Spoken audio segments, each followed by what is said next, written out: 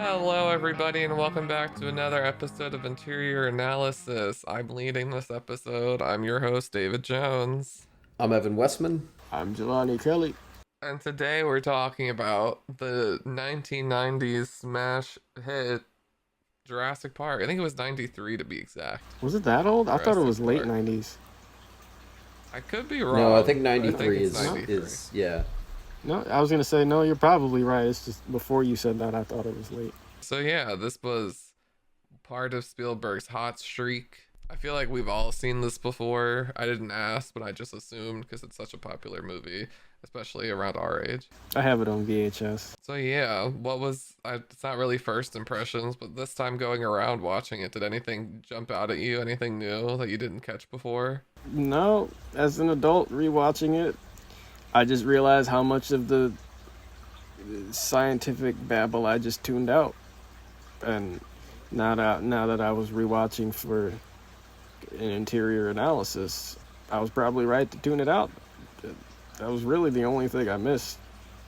Except maybe some themes with like Alan liking kids now or something. I don't know, something dumb.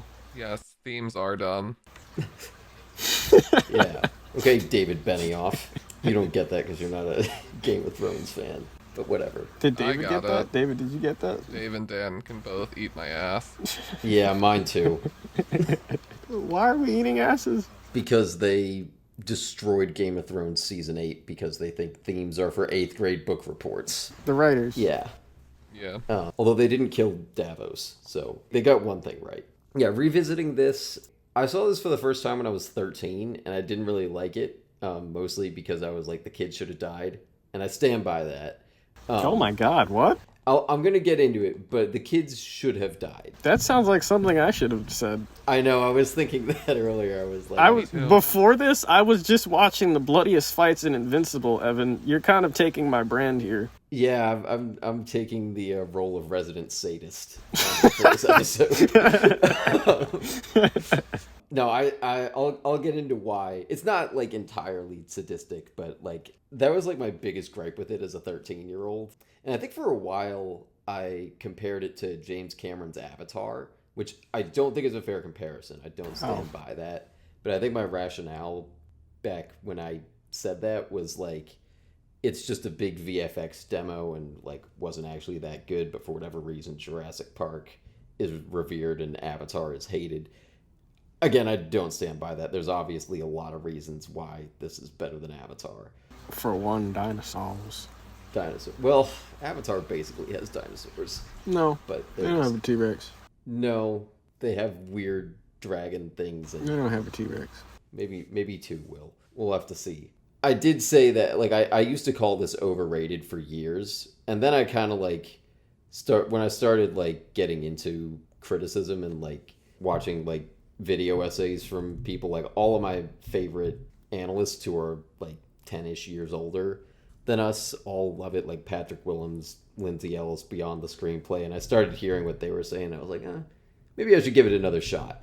And then last year I did, and I've gotten to visit a couple of the filming locations in Hawaii. There's a place on Oahu that a ton of stuff is filmed at that I toured last time I was there. Because my family lives there, I don't just take random vacations out to Hawaii. I think it was the place where, like, all those, like, the dinosaurs that run in the herd, there was that place, and then I think the one with the Triceratops, that was another location. And they had there was one set from Jurassic World that was there. You guys know Evan's Hawaiian. I mean, the only one who can respond is David. I didn't know, but I wanted to let that silence linger for the audience so they could discuss it at home. Especially I guess I'll have since to it's primarily not just edit it family out. members. They're gonna be like, "Wow, yeah, Hawaiian."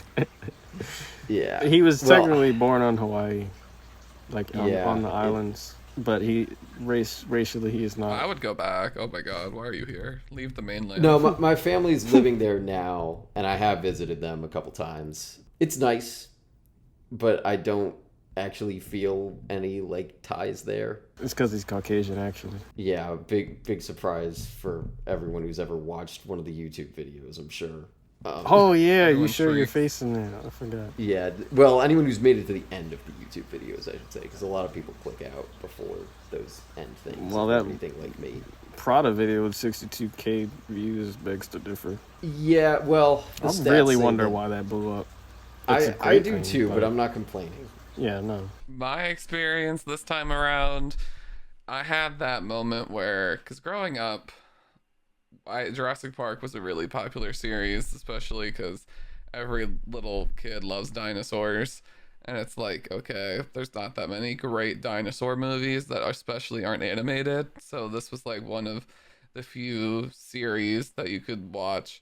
And as a kid, you don't really care. And I remember vividly me and my one friend from lower school going to the Franklin Institute, and his car, his parents' car, I thought it was so cool because his parents' car had a DVD player in the top of it, and we brought his DVD of Jurassic Park 3 and we watched it. And if anyone's seen that, there's a iconic Stegosaurus versus Tyrannosaurus Rex fight, and that was hype as a kid. Oh, I thought you were And going to when I mention the went- talking dinosaur from it. That's the only Yeah, thing that I was know about funny. Jurassic Park 3. Alan. Yeah, that was funny. But as a kid, that was just a moment where like the real we went for the fight, and also when the pterodactyls came and flew and picked everybody up, that was also hype. But when I visited Jurassic Park in 2018, it was, I think we had just finished the first screenwriting one class at Drexel, so I felt more confident in like analyzing film, and I watched Jurassic Park, and it was the same kind of sensation I had when I watched Back to the Future, and I just realized how like great an example of just like basic three-act structure this movie is, and just like very like screenwriting 101, like a great screenplay to study is the Jurassic Park screenplay. If you just want to look at like how act structure works, how payoffs work, how foreshadowing can work, Exposition. how to do it through the exposition dialogue. is Yeah, great in this. yeah. As I say, a lot of this is done through dialogue. So there you go. The exposition is very well hidden. It's good, and there is the visual moments too, where I remember, because as a high schooler, I always thought like, oh, if you wrote a movie, you only really cared about the dialogue. The director did the visuals. But then once I learned like, no, the screenwriter is writing the visuals too, I was like, oh, okay. And when I watched Jurassic Park after learning that and seeing like Alan look out at the bird flying next to him and then look out at the kids that are asleep after his whole thing being not wanting to have kids, it was like, oh, I see. This is what this is. This is the visual storytelling. This is evolution, reproduction in a good way, without it's forced, because nature finds a way, life will find a way. And it made a lot of sense. I didn't pick up on that as a kid, but as an adult, that was nice to see. Is that what the birds were for? Yeah, Oh gosh, I didn't pick up on that as an adult. because the evolution of dinosaurs. Yeah, well, I thought the birds were just like, hey, look, dinosaurs in real life kind of thing. Because he is like, it's a peaceful thing. Because it's him or Ian Malcolm's character. They talk about how we aren't supposed to be with dinosaurs. There's a reason we exist with birds and why they evolved to be this way. And then he's like looking peacefully at the kids asleep, and then he looks at the bird flying next to the helicopter, and it's like, see, this is right. This is what happens when you don't mess with nature. This is what was supposed to happen. Is it a group of four birds? Because that could also be a metaphor for the kids. No, it's just like one large bird. It's like a seagull, and like the sun setting or something, or it's rising. It's one of the two. Maybe it's a stork and it has a baby sack in its mouth. That leads us to the first I think subject, which is adaptation. Cause Does it lead us of into the that? things- yeah, because of the things that are Evan, different. please cut that part out. Okay. No, I want you to keep it because it makes sense. 'Cause of the things that are different in the book to the movie, I'd say the two biggest differences, especially character-wise, are Alan Grant and Laura Dern's character. They are not romantically involved at all. They're not married. They're not boyfriend, girlfriend. Alan Grant is a 40 to 50-year-old professor, and he's also a whatever that's called, where they dig up dinosaur bones. Paleontologist? Yeah, is that okay? Cool. Yeah, I said it earlier. Yeah, but I wasn't sure if that was the ones who actually excavated it or if they were just the ones in the museums. No, that's Okay. That's a No, fair it's point. it's paleontologist. She is his student. She's a college student. They literally have no romantic What? involvement. Yeah, they have no romantic involvement at all. And the whole storyline of, ooh, should I have kids? Should we not have kids? I don't want to have kids. This is why you have to protect the kids. Is showing because you can learn to love kids. Completely not in the book. The kids are there, but that intention, that theme, not in the book at all. And it makes sense that Spielberg was to add that because anybody who is a fan of Spielberg knows that for the first 20 to 30 years, almost all of his professional work is about his abandonment issues with his own father and the kind of dynamic between a broken family, specifically a father and a child. So it makes sense that he infused that into it, but yeah, that's completely absent in the book and it changes the vibe completely. So in the movie, Grant and Sadler are together, right? Yeah. Oh, you were saying in the book they're not. I was like, wait, there's no Not at all. way. They're both there and they're working together because he's on site because he's a really famous professor and paleontologist and she is his student and she wants to get it up in the ranks and everything and he respects her. There is no romantic involvement, no question on whether he should have kids, whether he likes kids, whether she wants kids, none of that. It's all very science based. And they fit all of that science into a PowerPoint presentation. Yeah, because Crichton, before he became a novelist, he was a scientist for the first 20 years of his life. And then Wow. the second 20 years, he started to write books. And all of his books read very science. They're not poetic. They're very matter of fact, objective, basic storytelling. I personally enjoy a good Crichton book every now and again, but it's a very specific type of read. You have to know, like, you have to like it and be like, yeah, I want a Crichton book. It's true. And when you do, it's a good time. Sadly, he's dead, so there's not a lot of Crichton books left to read, at least for me. I've gone through a lot of them, but Jurassic Park is a very good one. The second biggest change is in the character of John Hammond. John Hammond is this cute, kind of happy-go-lucky, blissfully ignorant character in the film who, like, really truly loves his grandkids and, like, wants them to have the best experience and wants that to translate to other kids' experiences, and he spares no expense and all this and that and the third. But in the book, he is very malicious. Like he is such a sociopath. He's so cold-hearted. He doesn't even really care about his grandkids. He's kind of like very okay with them just like getting like when they are lost and everything. Like in the movie, he's like, where are the kids? Get to the kids. We have to figure out what's happening. Not really what's happening in the book. In the book, Hammond's much more concerned about making sure the park still remains open and making money. That sounds like a couple of billionaires in real life. Yeah, so it is much more of like a cold, hard capitalist kind of story going on. So there is that. And those are like really the biggest differences. And into one of Evan's points, which is the horror, that allows just like that cold scientific approach, especially when it comes to looking at how dinosaurs would actually interact with humans and children. It is a lot more horror based in the book because Crichton doesn't pull really any punches. Like Spielberg, a dinosaur can see you and then he can blow a bathroom off and still not kill you. But like usually if a dinosaur sees you in the novel, you're gonna die. Nice. I might have to pick that up. Sticks. The Lost World is also a book, right? But I think is those that are the the only only other two. one? Okay. Yep. So 3 was just out there. Yeah, but 3 does take some things from the first book. Like, the first book has the pterodactyl scene in it that's in the third movie. Mm-hmm. They just don't have it in the first movie, which really sucks because it's one of my favorite scenes from the third movie and one of my favorite scenes from the book because I think pterodactyls are so cool and terrifying. Did they have the Spinosaurus in the book? Yes. Why do you like pterodactyls? These are probably some of my least favorite. Probably because they don't have teeth. I don't like that they don't always have found teeth. them scary just because so many dinosaurs are land-based and they're air-based. And I thought that gave them such an advantage. And I never realized, like, animation, they always kind of draw pterodactyls as smaller or weaker. Or if they are, like, an evil pterodactyl, that'll be, like, slender and have more of, like, a broader wingspan. But they're never, like, big. And when I realized how big some pterodactyls really were, I was like, wow, that is terrifying. Like, if you're just, like, in like an Amazon jungle, prehistoric, and there's like huge trees and dense fog, and you can't even see anything. And then like just like a huge gust of wind like blast trees apart, and like you spin around and you don't even know what happened. And then another one, and then another one, and then out of the smog comes this giant beak that can just like impale your head because this wingspan's like 40 feet and it's this leather pterodactyl. I've seen some pictures of like other freaky prehistoric birds that were just.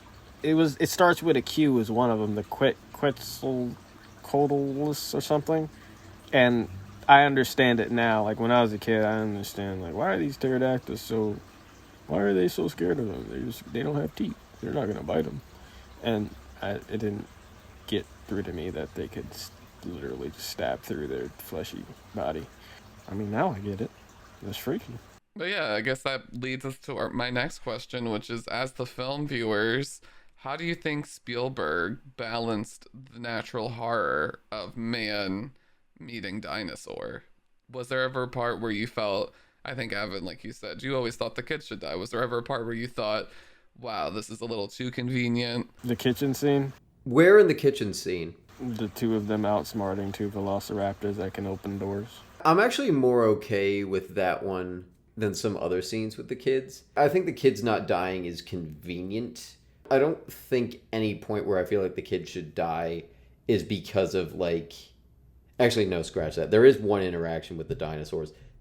They should have died when the T-Rex escapes the paddock because they're shining the light in its face like a couple of morons, and somehow they both make it out of there. When it bursts through the top of the thing and the T-Rex doesn't just crush the glass instead of it falling on top of them so they can use it as a shield. Yeah. Yeah, so somehow inside of glass, it was like the strongest plastic in the world that couldn't break. Yeah, it just felt... That's the only thing in this movie that feels convenient. And I don't want to get too into that because that's getting away from your question, David. For the rest of it, it does feel pretty natural. We've seen a ton of movies at this point where it's like, uh-oh, we made this animal that's dangerous.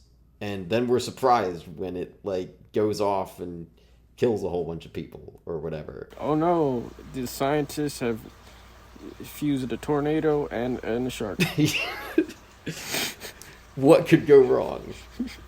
We made a Mecha Godzilla, and now it's going crazy. Oh no, who could have predicted this? There are way more movies of something giant versus something else giant than there needs to be, and that I ever thought would exist. There's a lot of like really weirdly titled ones, like Mega Octopus versus Super Snake. Oh yeah, all those like any B or C rate sci-fi horror film from like the 20s to 40s.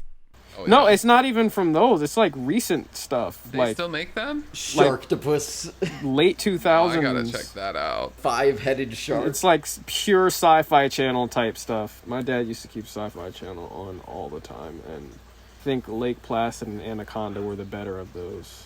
Like the old school Anaconda with Jennifer Lopez? Ice Cube? I think Ice Cube Yeah. is in it. Yeah, And they're on was that she in boat? that one? Yeah. Yeah, I think she's in it. I just remember Ice Cube was in it. Yeah, the 1990s. I remember watching that movie. Yeah, Jennifer Lopez, Owen Wilson, Ice Cube, Eric Stoltz, Owen Wilson? Danny Trejo. Danny Trejo's in it? Yeah, I remember that too because I was such a Spy Kids head. Oh god, that snake looks so goofy. I don't need to rewatch it though. But Anaconda is definitely, I feel like, a movie that exists because of movies like Jurassic Park. Mm-hmm. I think there's a lot of movies that exist because of Jurassic Park, because I was noticing, like, and I think maybe this is part of why I maybe didn't like it as much when I was younger, because I think there's a lot of things that Jurassic Park does well that other movies try to do and not quite as well. Like, I stand by my statement that, like, the kids are too dumb to survive this, but they are better than a lot of other kids in, like, big disaster movies that conveniently survive. I guess Independence Day could maybe be an example of that. Will Smith wasn't a kid in that. There's some other kids in that, I think, that... War of the Worlds. Oh, yeah, that's a really good example with the screaming daughter. War of the Worlds is a great example. It's a Spielberg directed film that follows a father who has to take his two kids somewhere while disasters falling around them. So bare bones, it's pretty much him doing Jurassic Park again. With aliens. Yeah, instead of dinosaurs. Jurassic And Earth. he's actually, the father. It's not just implied. Mm-hmm. I don't know if this kicked off the trend, but I know that, I mean, this came out before any of us were born, and I feel like almost tons of big action movies or like science fiction. I'm going to call them science fantasy because I don't think they fall under science fiction. Sci-fi movies don't, ironically. Yeah, I'm sure that does. I don't have much knowledge of those, but I'm sure they probably do fit this bill. But I think even like really big budget stuff, it'll just be like, we mixed the DNA of this thing and this thing, and it's gonna go nuts. I mean, Jurassic World is doing it. Yeah, so I've heard. Yeah, they did do that. Now they have another one. There was the Indominus Rex, and then the one in the second one. I think there was a new one in that one. Yeah, it was like an evolved velociraptor. Yeah, the one that winked at the camera, playing like it was sleep when some guy was in his cage. Isn't there a new one again? There's gonna be a new one, yeah. In Dominion? Coming out. And Chris Pratt is still playing with the CGI Velociraptor named Blue? Yep.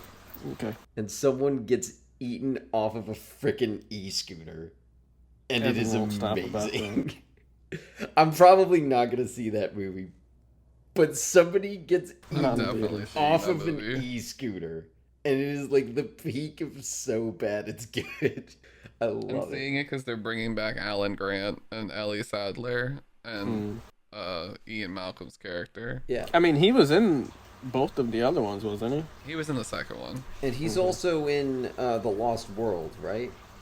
Yeah, he's the he main is character the of the leader Lost of the World. Lost World, and that he is also the main character in the book. Oh. Okay. Yeah. Have you guys seen all the sequels? Because I haven't seen any of them. I just like have seen like a couple videos about them. I've seen The Lost World and 3 and Jurassic World. I saw a video on the one after Jurassic World, but I didn't watch the actual movie because I saw Justice Smith was screaming for most of it, and I didn't want to do that to myself. I've seen all of the sequels. So can you guys confirm something for me? Because I think it was Patrick Willems' video about the sequels, and I haven't seen them, but I imagine this is true. He says a major part of what's wrong with the sequels is that like the first movie proves so definitively that like man and dinosaurs should not coexist, and the whole premise of a Jurassic Park, like a place where dinosaurs are interacting with humans, is just a bad idea. Like that's basically like the thematic conclusion of the first movie. And yet, almost all of the sequels basically ignore that, just so that they can exist in the first place. Does that feel like it's a good diagnosis? I don't want to like disparage the sequels without seeing them, but I feel like I've never heard anything good said about them. I mean, pretty much. That's it. And then there's just one guy that wants to keep the parks alive because of money. Or hunt the dinosaurs down and they get eaten. That's it. Yeah, well, David might be able to explain better. He probably might explain better. Yeah, like books to movies, like movies wise, that's a pretty on point assessment. I don't remember the second movie that well, and I'm pretty sure the third movie they go back to Isla Nublar, so they're back at the park anyway. Because people are like, for whatever reason, there's like a tour around the island, so it's like, again, that's just stupid. It's stupid publicity around the. Isn't Vince Vaughn in the second one? I don't remember. I really don't remember the second one that well, other than the two T-Rexes. And then Jurassic World is just ridiculous, and it's literally Jurassic World. They made a whole park and everything. The books wise, it's a little bit different because a big difference in the first book that Spielberg doesn't do is they blow the park up at the end of it, and they're like, we're done. Like the only way to get out off the safe this is to just blow it up. So they blow it up. And then the second book is a couple like years later, and some dinosaurs have made their way to like another island. So they go back and they're like, oh, maybe the explosion didn't take them all out, and then they have to try to like figure it out from that. And that's like the Lost World. But the movie, I'm pretty sure, does it differently. because they need more dinosaurs. But yeah, the movies I think are just all really blatant cast grabs, which is why if you're gonna watch any Jurassic Park, just watch the first one and pretend like the rest don't exist. I mean, that's the major reason I have no inclination to watch any of the sequels. You don't need to. Like, I've seen clips from some of them, and it doesn't even seem like there's good, like, dinosaur action in it to speak of. Like, as cool as dinosaurs are, I feel like they are not terribly creative with, like, how they have them fight each other. No, I think the most creative dinosaur action I've ever seen, and granted, this allowed for more dynamic fighting because there was an ape involved, but was in Peter Jackson's King Kong when he has to fight those two dinosaurs. That's a Watching him half-decent just, fight. roll Oh, the yeah. jaws around. Wild. Are you going to make Yeah. us watch that someday? Probably. Okay. I've never seen it. I'd be okay, too. I feel That's like a I've heard long you one, though. cite that as a favorite. Yeah, pretty much. Once he beats the dinosaurs, I'm checked out. Because then he still has to fight the bat things. And then he also has to go to New York to die. But, like, after they put on that stupid play where he breaks out and then he goes ice skating with... I checked out. I like the stampede with the velociraptors and velociraptor things and the sauropods. I'm mad they cut out that deleted scene of the thing in the lake. That was cool to see. Oh yeah, the bug pit. Like those were the highlights of the movie for me. And then once those are done, I'm checked out. King Kong. King Kong. It's like I just rewatched the movie. It's truly beautiful. Or at least the best parts, I guess, according to Jelani.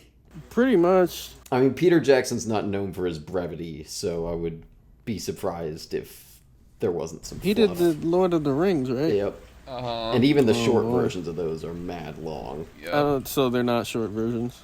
They're shorter versions. You can't Yeah, call they're them shorter. that. You can't call them Still that. long as heck.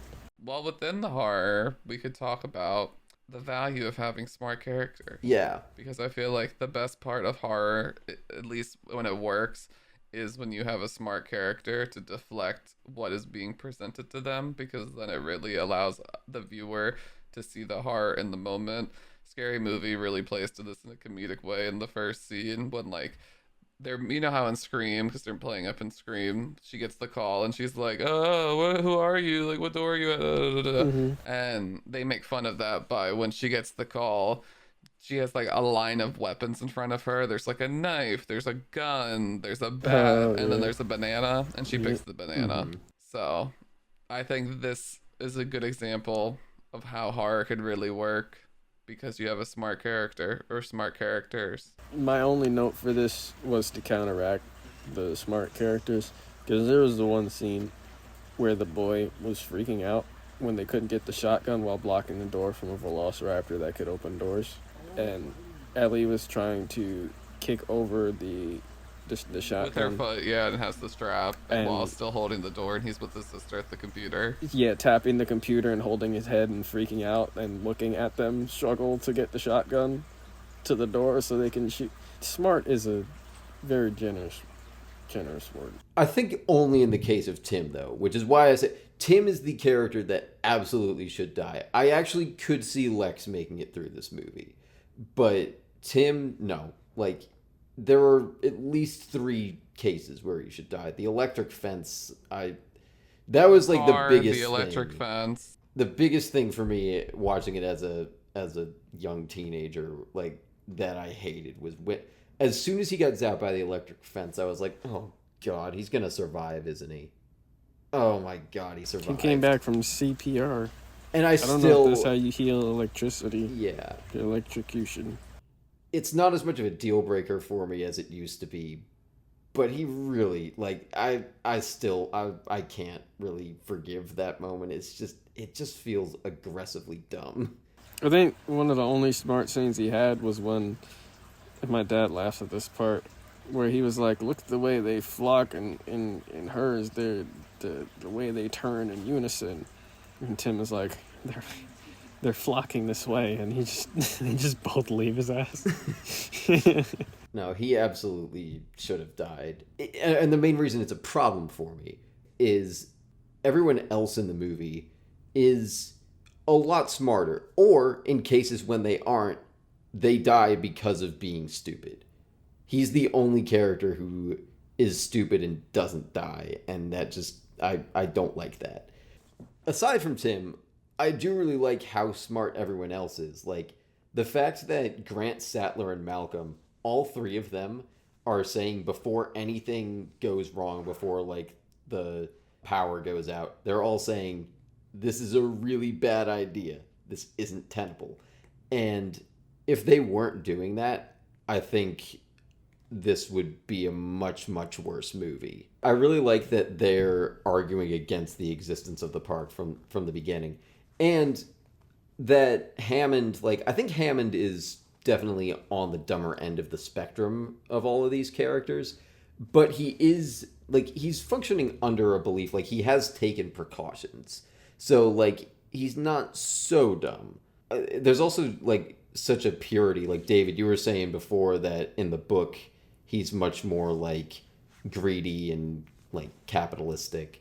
And yeah, that feels more true to life, but I think it's a better decision for the story to have him be more pure in his intentions with the park, where he's like, I want to make something that is going to capture everyone's imaginations. That is easier to get behind, and it just gives a justification for why he's investing so much money and time and like so much interest and emotion into this thing that is dangerous. So it's not exactly smart, but it justifies some of his like oversights and like, I guess, naivete. I'm probably pronouncing that wrong, but whatever. Naivety, however you say it. It's justifying that with something. Nativity. Also, like, I like that there's a couple of characters who are smart and do die, like Muldoon and Sam Jackson's character. They're making smart decisions throughout, but they die, which kind of power scales the dinosaurs up. Well, Muldoon died because of foreshadowing. He does die because of foreshadowing. But he's being smart when he dies. He doesn't... It's not like he's like, oh, these dinosaurs are smart, you gotta be careful around them, and then does something stupid and dies. He like, makes every right move, but then nature wins. I really love how consistently smart everyone is in this. Because I feel like, especially with some of the other examples we were talking about earlier, like, characters are smart or dumb on a, like, plot servicing basis. Where, like, I'm thinking of Godzilla versus Kong, where, like, the head of whatever the company in that was that makes the Mechagodzilla is, like, dumb enough that the thing just their Mechagodzilla just goes haywire the first time that it's used. But then, like, the kids are smart enough to pour alcohol on like, its motherboard thing and then shut it down.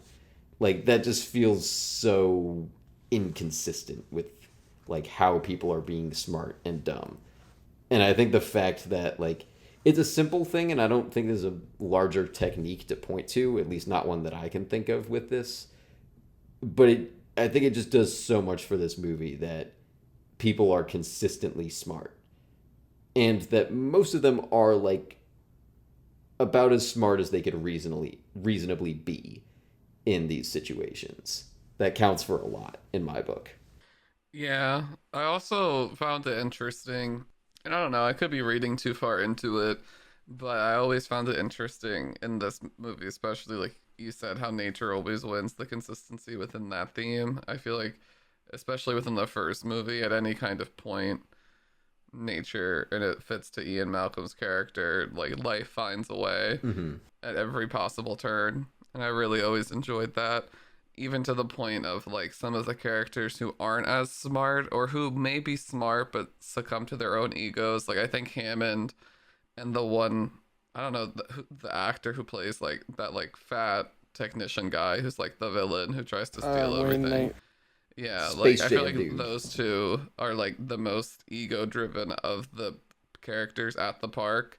Like, Hammond wants to be seen as, like, the god who spared no expense and brought dinosaurs back to humans, and then there's this guy who wants the recognition for, like, running the grid system and having it all up and functioning, and they, like, butt heads all the time. But everyone else is kind of, who is really smart and who may be more science based, is kind of acting more selflessly, like Sam Jackson when he gives up his life because he's trying to sacrifice himself for the greater good. Well, selflessly and pragmatically as well. I think that's like another important thing with it too, is like, aren't some of the plots of the later movies to save the dinosaurs? Is that a thing that comes up in some of the... Yeah. I'm glad nobody's trying to save the dinosaurs here, because clearly that's just a bad idea. They're gonna be fine. Oh, I just remembered one thing that I always found super convenient too about this movie.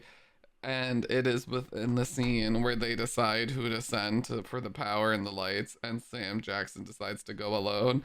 And no one, he decides to go alone. There's multiple people in that room. He should not go alone. The adventure guy should go with him, or Laura Dern. Somebody should go with him. He should not go alone. They're in a safe, locked room. They're good with weapons and everything. And not only does he go alone, he goes they don't unarmed. give him a gun. They don't give him a gun. And then when it comes like 10 minutes later and it's Laura Dern's turn with the adventure guy, they both go and grab the guns and then go together. And I'm like, what? Yeah, I hadn't noticed that, but that's very true.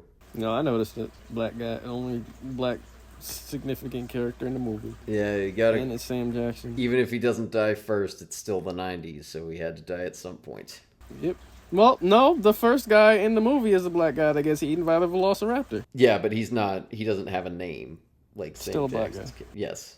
After a fashion, it still follows the black guy dies first trope. Yep. R.I.P. Mr. Arnold. Now, if Sam Jackson had said that he's had enough and that these monkey fighting dinosaurs need to get off of this Monday to Friday island, then maybe you would have made it out. I was sitting on that one for a little bit. No, probably since you watched the movie. When are we doing Snakes on a Plane? That's going to have to be a Who's watch gonna pick along. that? I don't think I've ever actually seen that movie. I watched it a few months ago. It was just late, and I was just like, I want something dumb right now. It scared the hell out of me when I was little because snakes were killing people. Mm-hmm. And snakes exist in the real world. It's not dinosaurs. Dinosaurs don't exist right now. Snakes, those do. Mm-hmm. It does live up to its premise, though. There really were snakes on that plane. There really definitely were snakes on that plane. That poster is fire. There was a plane, and there were snakes. Yep. And Keenan Thompson's in it as well, which is always fun. Doesn't he live? He does. He ends up landing the plane because apparently he plays enough PlayStation 2, That's not how that works. I think I'm that's pretty how sure they. it is, Jelani. I think that's how they justify it, though, if I remember correctly. I learned how to drive by playing Mario Kart, Jelani.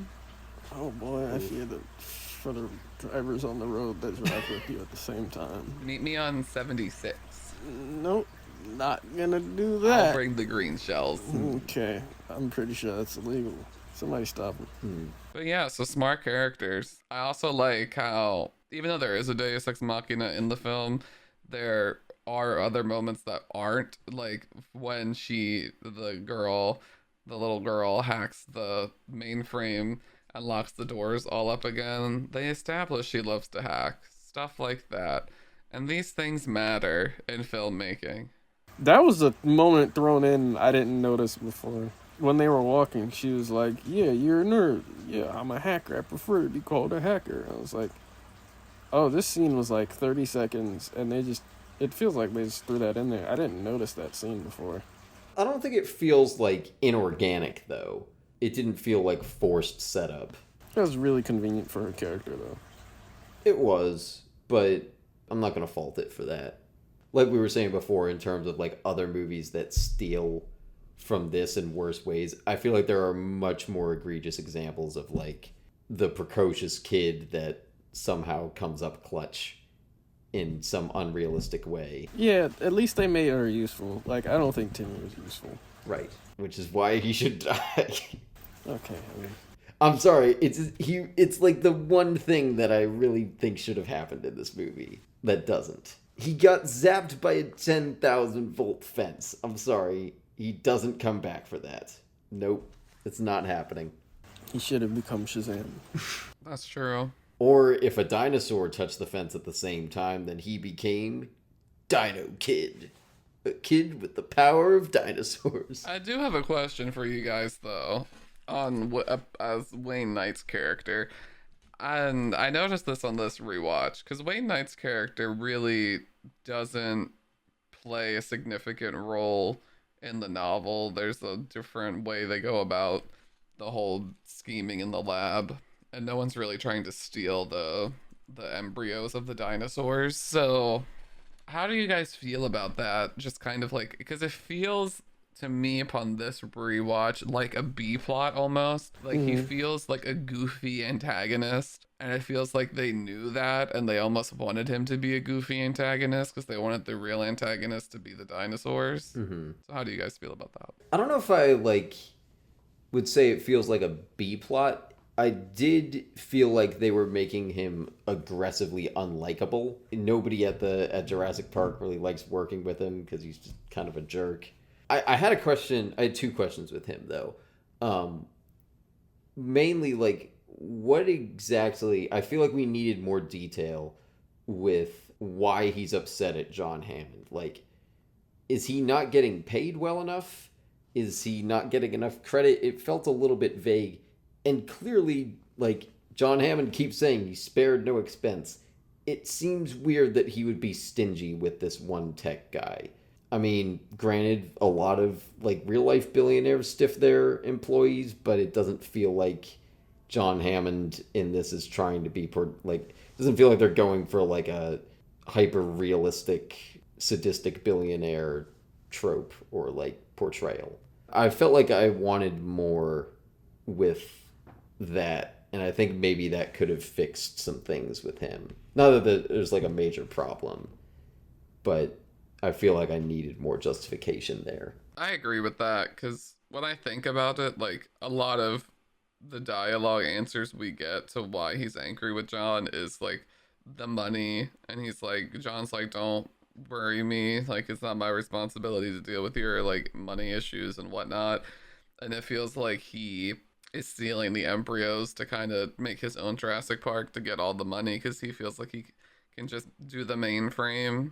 Right. And he has the embryos, so now he'll just let the science people do it, but there's really nothing to develop that made me convinced or involved in that storyline whatsoever. It's one moment of dialogue when John's in that control room in the first act, and then it's him later stealing the stuff and trying to escape the island and dying. So it just always felt inconsequential. Well, and it's also from that dialogue scene, is it gambling debts? Is he bad with money, or is he not being paid well enough? Because that really matters. If he's just bad with his money, then I think we're okay to call him a villain.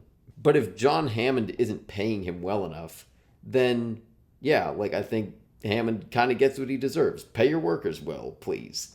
I feel like they could have done maybe not even done something, just establish that more clearly, because I kind of want to know who to blame. If he's not getting paid well enough, then yeah, I can understand why Nedry's doing this thing, and then we can have a moment where John Hammond's oh, I kind of did this to myself a little bit. Or at least he can blame, he has some area where he can be I kind of blame myself for this. Does he even know he does? I don't think there's any way they could have known that he died. I just wanted some more clarification there. I don't think it's too much to ask. I don't think it would have taken that much time. You could have had the exact same line of dialogue and given an indication as to why Nedry is trying to, he's getting paid X number of $1 million by the CIA or whoever it is. Yeah, I think that's why it feels so flimsy and reads as goofy to me, because I have no footing as to which way I'm supposed to lean and who I'm supposed to, or the angle and the POV in the scene, because they don't establish it. And also that's why I feel is he even necessary? Can you cut his character from this and the film still works? Probably. Maybe they just wanted another cool way for somebody to die. Because it feels such, when I think about the story and the characters, it's everybody seems to fit so tightly in this one line. and then there's just him, and he's just like a branching variant, and they just snip him, and then no one cares, no one knows. It's just pure, just like shock. Mm-hmm. And I don't even think you like, because the main purpose he serves is to shut everything down and make like the park unsafe. But you don't necessarily need a character to do that. It could just kind of happen organically. Like the storm does it. Yeah. No, that's why I was thinking like the only function he serves is to set that point off, and then that's really the story we follow. They then kill him. So like just cut the character and figure out a way to reutilize the function. Because that's really all he is. He's not really a character. It also telegraphs that he's going to like cause problems right away. Like his first scene, he's conspiring in very clear terms with that other dude who never comes back. He's very clearly conspiring to sabotage the park, and like it's not trying to hide that from us. Is it whipped cream or shaving cream he puts on the pie? I think it's shaving It's cream. whipped cream, but it's in a shaving cream bottle. What? I thought it was just shaving cream. No, because the whole thing is like so there's like Dodgson's all nervous, and this is also why I think he's goofy, because they establish him as a goofy guy. Like Dodgson walks up and he's like, Dodgson's here, and he's like, see, no one cares. And then Dodson asks him about how he's going to transport the actual embryos, and he takes out the shaving cream thing and he opens it and he shows where you would put it in, and then he closes it, and the guy is like so confused how he did that, and then he sprays cream on it and then he eats it. So I feel like it was always like they never come right out and tell you this is whipped cream, but they're showing how customized the shaving cream bottle is, that like I feel like you're supposed to kind of assume that's not actually shaving cream. Like, if you can put embryos in it, I'm sure he could load whipped cream in it. I thought it was, and he was just sadistically putting shaving cream on some other dude's pie. Because he doesn't eat the pie. Yeah, I think it was another Well, it person's cuts, right? pie. Nobody eats it. But I don't think it was his. I think he like leans over to another table and is like, yoink, shaving cream on your pie, sucker. This is a good ongoing question to have a debate about. Forget all of the other themes in this movie. Is it whipped cream or shaving cream? That's what I'm saying. Like, his character as a whole, just the best villains to me are so you just can't separate them from their protagonist. Not in the sense that they always have to be so intertwined, but just when they organically follow their own paths, they collide so naturally. And and Wayne Knight's Nedry does not do that with Alan Grant, or really any of the scientists or good people, or even like the dinosaurs. Really, the only dinosaur he interacts with kills him, and then we never see that dinosaur again. Well, what about the you didn't say the magic word. That's what I'm saying. Like, to me, I thought he was just like a funny fat guy. They're like, all right, this is gonna get us through the first act. What did he shut them down from doing though in that scene? I forget. He shuts it down just so that he can like steal the embryos undetected, I think. Because Sam Jackson goes, I hate this hacker crap. Sam Jackson tries to do something on his computer and it shuts him out. So is he trying to bring the system back on? Yeah, by that point he's already like messed with the system and he's stolen the embryos, and now Sam Jackson's character is trying to get it all back on, and he can't get into it because he's been locked out by Nedry, and Nedry has made like that little custom interface where it's like nah. The trolling gif. He is an antagonist to Sam Jackson than him. But again, like we've been saying, I don't think he's that necessary. You probably could cut him. Maybe Wayne Knight knew somebody. I don't know. He did get Space Jam after this. Yeah. Maybe he knew Michael Jordan. He was like, hey, Mike, it's Stan Polak. Maybe. Yeah. One thing I heard that was interesting is the embryos he steals, apparently those never come back in the sequels. Is that, yeah? Yeah, no, because the first movie, B.D. Wong's character, that's the main scientist dude who's like, oh, we know what gender they're going to be because we control everything and we use all this, that, and the third. They're all female. He's all nice in the first movie, and he's nice in the first book. He actually dies in the first book. Oof. But he's super nice in the first movie. He then becomes the villain. He becomes the kind of put in Nedry, and especially in Jurassic World, he's like this evil, brooding I want my creation to live. I'm so mad that society has deemed dinosaurs as safety hazards. These are Even my though babies. I clearly created them. they are not dangerous at all, are they? Yeah, so that's kind of where they go with that, and you never see or hear of Nedry or those embryos ever again. That's so weird to me because like, and I wouldn't have noticed it if it hadn't been pointed out, but like now that I'm thinking of it, it feels like the biggest purpose that whole embryo side plot could serve is to set up a sequel, but it isn't. It gets lost in the mud. Like if anything is gonna set up a sequel, it's like there's your more dinosaurs right there. They get all you have to say is they got floated off down into some other island in like that region. And now there's a new dinosaur island 10 years later or whatever. I don't think that's how embryos work, Evan. It probably isn't, but also, like, the later movies don't care a whole lot about how science works, right? Like, it doesn't feel like a bigger stretch than anything else that they probably do. Yeah. Yeah. They're like, we made this dinosaur even more like a raptor. Like, clearly science is not top of mind for the sequels. The next dinosaur is we've had a velociraptor mixed with a T-Rex.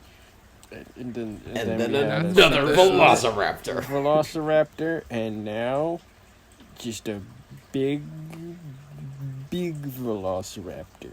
That's what the second Jurassic World is. It's the T-Rex Velociraptor combo. Oh, there wasn't the Indominus Rex. Isn't it like That's three the first different Jurassic ones? World. It's a weird. They go into the genes and like made it so it's not like an actual natural dinosaur. It's supposed to be like a whole cross genetic thing where it's like a scientific dinosaur, and that's why it can become invisible. Oh yeah, it can camouflage. Oops. And somebody does shout that out. They say camouflage right before they get eaten. Yeah. I always thought that scene was cool when I was younger. I was like, oh wow. I watched that movie in theaters one summer when it came out. Me too. I was very hyped because it was the same summer. They had just built a new movie theater near me, and I went, and it was like the fresh seats. The floor wasn't sticky. It was nice. Yeah, same actually. My grandfather would take my brother and I and our cousins. I think it was once a week. We would just find a movie to watch at the theater and get a bunch of snacks and chill out. Sounds like a good time. Yep. Jurassic World's one of the movies we watch.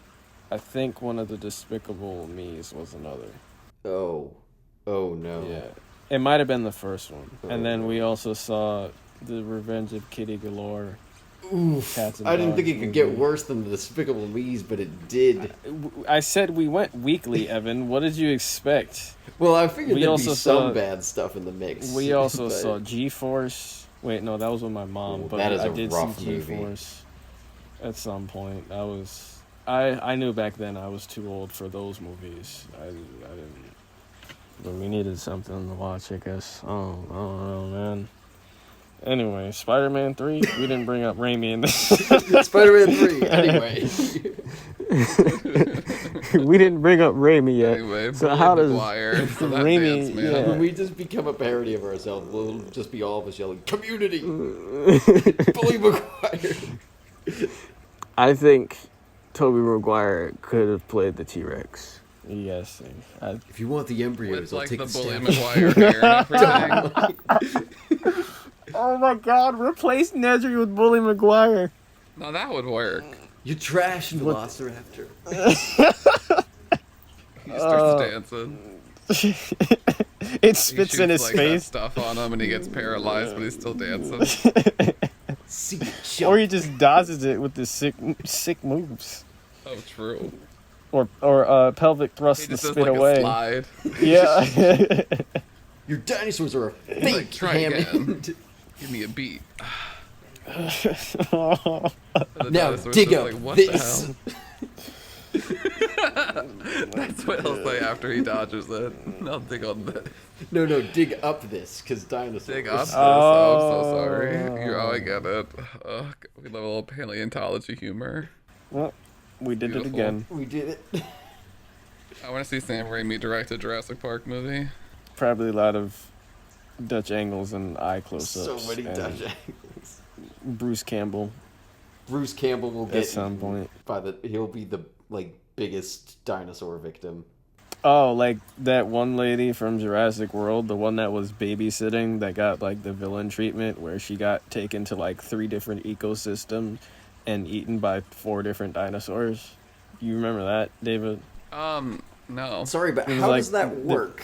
It was the babysitter of the kid, and she was taken from like the pterodactyls. Oh, I she know what you're got talking picked, about. yeah, When she got the picked park up. goes crazy and that one lady just gets wrecked. She's gets And wrecked then- by the dinosaurs. Yeah, They're, like, she got- tossing her around. Yep, she got tossed around by pterodactyls that were attacking the park, and then dropped into like a cage with another dinosaur that was about to eat her.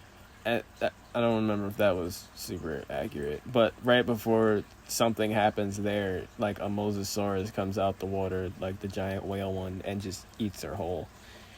She straight up got a villain treatment when like the quote unquote villain billionaire investor of the movie got taken down in like a helicopter or something. Yeah, they went over the top for she did nothing wrong, really. I don't understand it, but cool death, like I guess. No, it was very cool. I loved that death. I love seeing her get tossed around by pterodactyls. I was like, pterodactyls would play catch with humans. That's amazing. Do birds do that in real life? No, but pterodactyls are dinosaurs. They are dinosaurs. Jurassic Park. Jurassic Park. Well, I think this leads us to the final topic, which, as from Evan, I've really liked this note, which is kind of, and I'm going to lead it with a question, which you can answer first, Jelani, and then Evan can come in with his answer. But is there ever a way to do a good Deus Ex Machina? And if so, how? I just put in my notes, no such thing. Go ahead, Evan. So, well, Tell then, us why. I don't just yeah, give us why let me there's no ask, such because thing. I don't have a good answer for is there another good Deus Ex Machina, but watching it this time, I was like, this is actually a good Deus Ex Machina. There was no sound from the T-Rex Okay, when... I hear No. you there. I hear you there. The T-Rex definitely wouldn't be able to sneak up like that.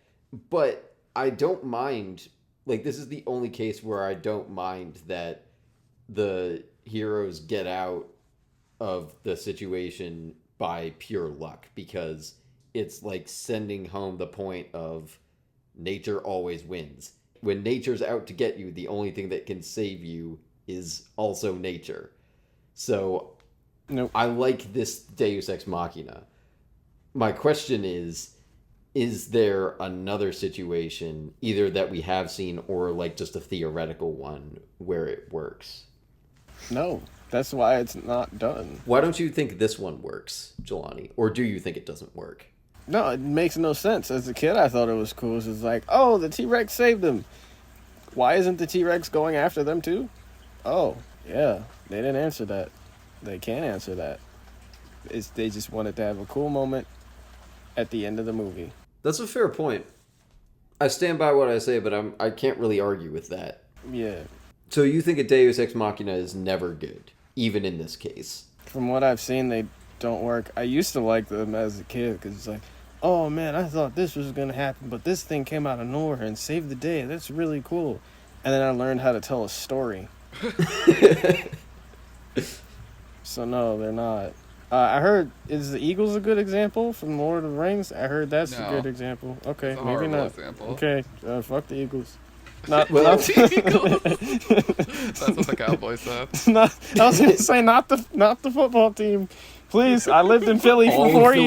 Philadelphia Okay, is coming after you now. I was Jelani. in Philly. I was in Philly when the Eagles won. I didn't join the storm I did. the town hall thing because I I mean, I didn't storm black anything, but I black was kid out and that I night. knew there were cops out there, so I'm good on that. But I heard it and I saw footage of it. There were people climbing light posts and flipping over cars. It was a bit much, but I was there. I'm not saying screw the football team. You guys finally got your Super Bowl. That's all cool. I'm talking about the Eagles from the Lord of the Rings. That's it. Something you still haven't seen.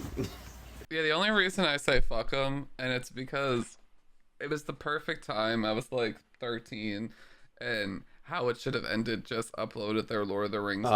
Oh, yeah. I've And seen they that. just wrecked Tolkien. Like, they just completely destroyed Oh, him. how it should have ended?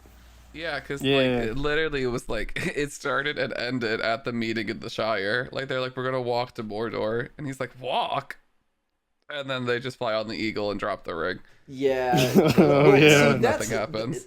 I feel like that's almost like an inverse Deus Ex Machina, where it's like you have this thing that could just solve all the problems, but then doesn't. So like when the Eagles show up at the end, that it's almost like restraint to have them only show up then. I don't know what any of this means.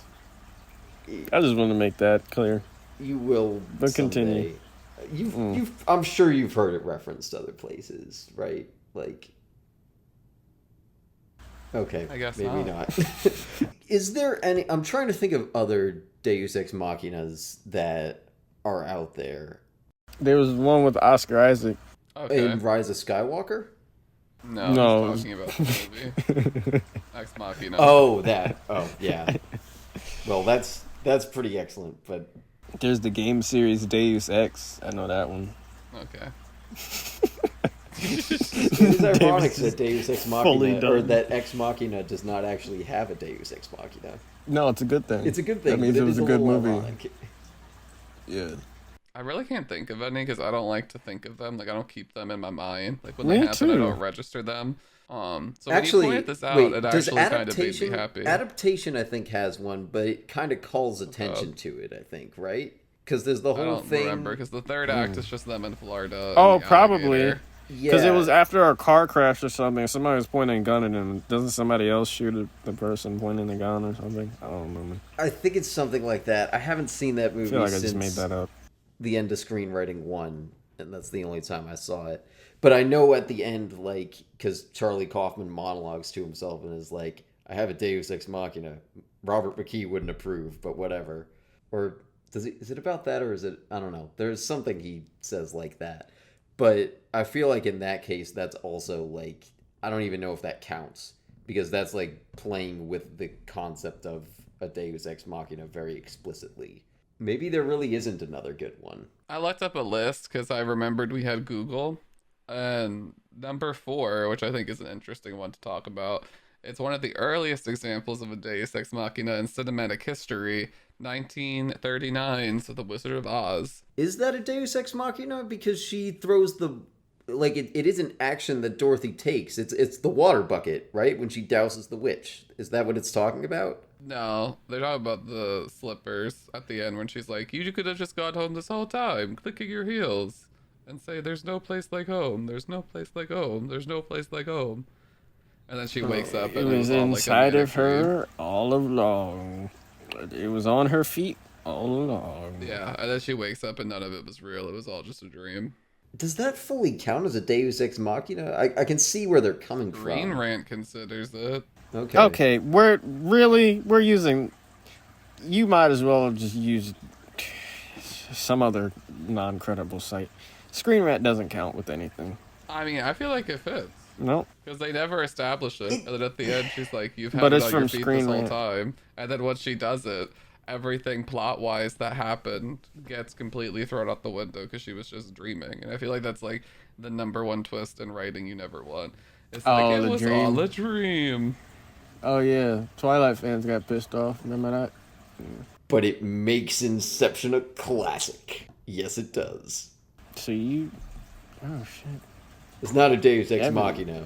But- Inception is a Deus Ex Machina as a movie. No, it Hear isn't. me out. Hear me out. All right, what do you guys say? That was it. I can't hear you out if you don't have an argument. Yeah, that was it. All right, well, I mean, if it was earth-shattering, then the world will never know. So Inception stands firm. Oh, Shaun of the Dead is a Deus Ex Machina. That's on the list. Which part?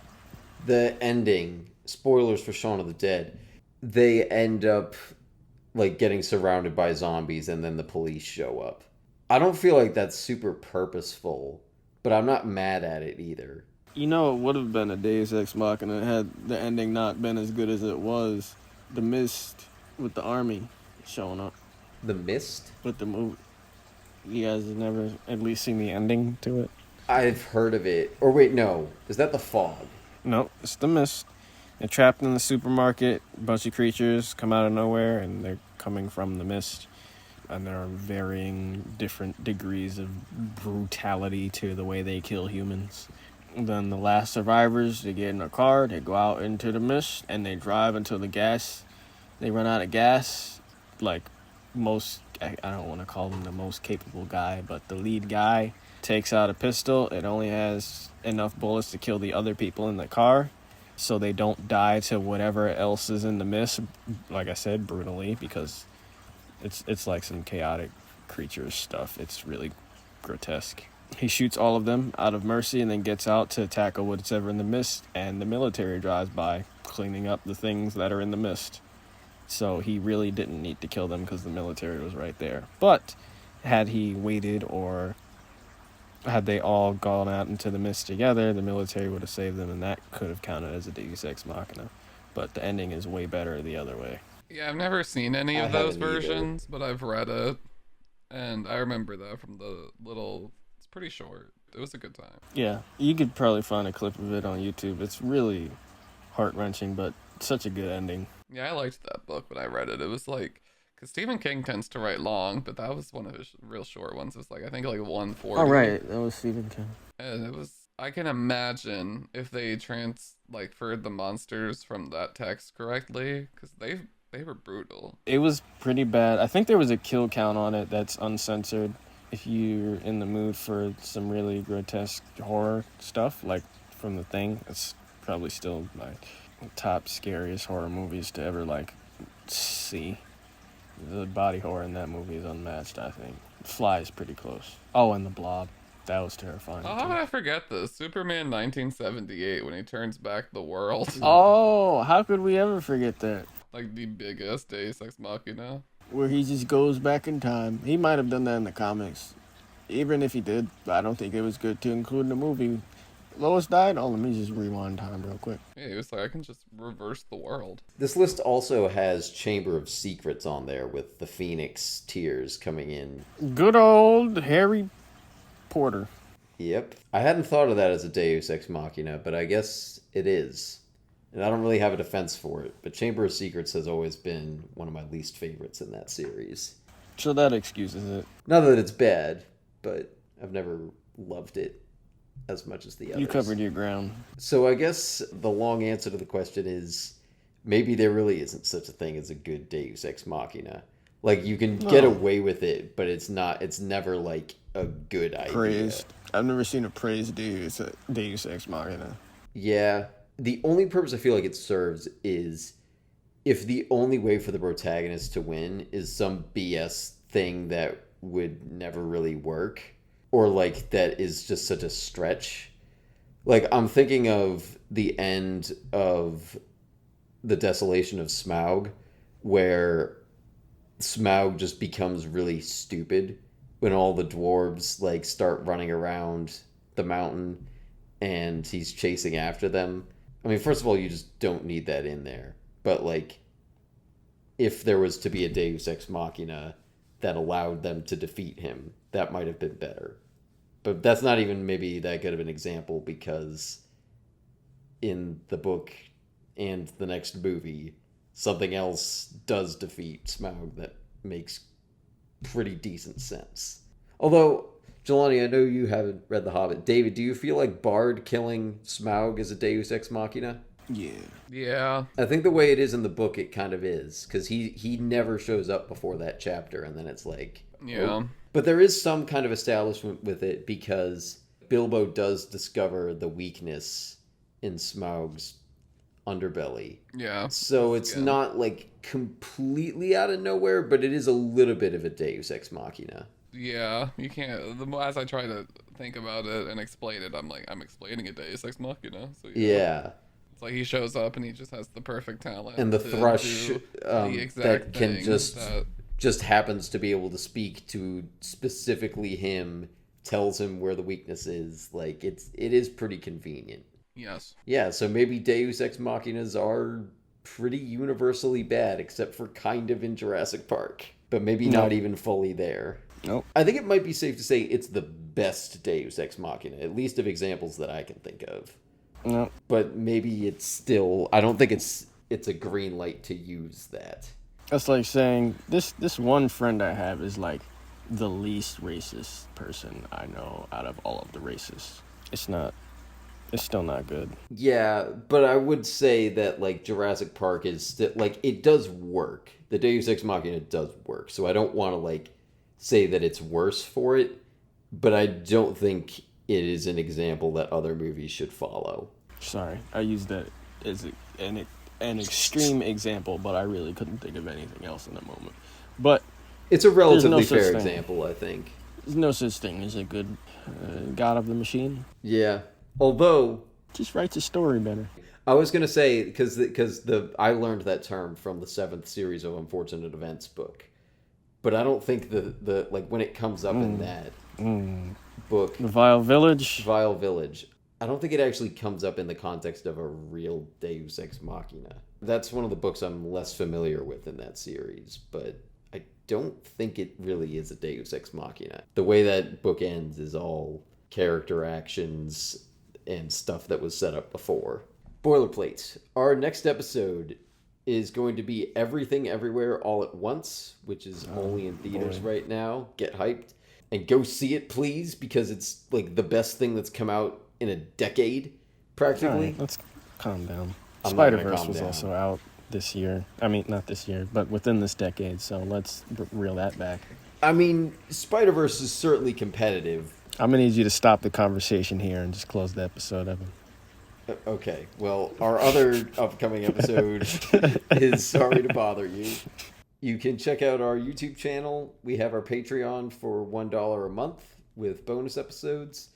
We have our merchandise on Zazzle. Our logo is by Kelsey Hendry. The show is on Twitter at INTAnalysis18. I am on Twitter at ev_Wes. And where are both of you? I'm on Twitter at Jelani T. Kelly, Instagram, Jelani T. Kelly, YouTube, Based Phoenix. Check out our YouTube. Watch that Prada video if you like the Devil Wears Prada. That's our Or the biggest other video. ones, because everyone watches the Prada one already, so... You could start with the Prada one, and it just goes uphill because the rest haven't been watched, but for some reason. So, start with the Prada and be like, whoa, these guys are really cool. And then watch the other ones too, because a lot of work goes into the video essays. David. Yeah, Thank you and for I'm that plug. nowhere, so leave me alone. Well, you can find them at the next Jurassic, Yeah. the Jurassic Universe. Yeah, I'll be at that park opening day. Yep. To You can get find David in the T-Rex paddock. He'd be with the pterodactyls getting flown around and tossed Oh, around. okay, Like yeah, sorry. That'd be hype.